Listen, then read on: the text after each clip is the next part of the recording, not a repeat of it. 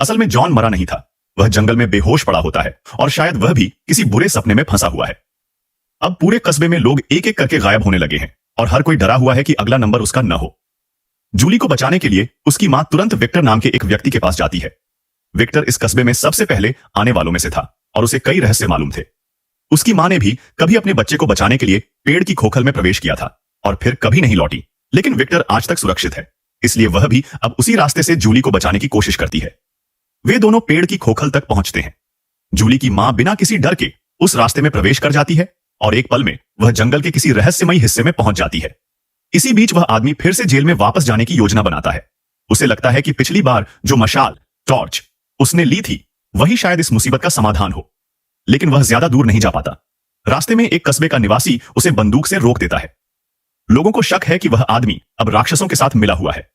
बिना कुछ पूछे वह बंदूक चला देता है, लेकिन वह आदमी समय रहते जवाबी हमला करता है और उसकी जान बच जाती है, हालांकि उसकी बाजू में गोली लग जाती है। फिर भी वह दर्द सहकर जेल की ओर बढ़ता है, क्योंकि अब उम्मीद सिर्फ उस मशाल से है। जैसे ही वह अंदर पहुंचता है, वही पुराना संगीत बॉक्स जमीन पर रखा हुआ होता है और वहां जूली और बाकी लोग बेहोश पड़े होते हैं। सब उस संगीत बॉक्स की वजह से फंसे होते हैं। वह बॉक्स तोड़ना ही चाहता है कि तभी थानेदार की पत्नी फिर से दिखाई देती है। थानेदार की पत्नी उसे मना करती है और कहती है कि इन सबको जगाना सिर्फ उनकी तकलीफ को बढ़ाएगा। उसकी बातों से वह आदमी थोड़ी देर के लिए सोच में पड़ जाता है, लेकिन जब वह जूली और बाकी लोगों की दर्द भरी आवाजें सुनता है तो तुरंत मशाल उठाकर उस संगीत बॉक्स को जला देता है। संगीत बॉक्स के टूटते ही जूली और बाकी लोग जाग जाते हैं, लेकिन उसे पता नहीं होता कि जूली की मां अब उस रहस्यमयी जंगल की सीमा में प्रवेश कर चुकी है और वह एक टावर के अंदर पहुंच चुकी है। सीढ़ियों पर बच्चों के खिलौने रखे होते हैं।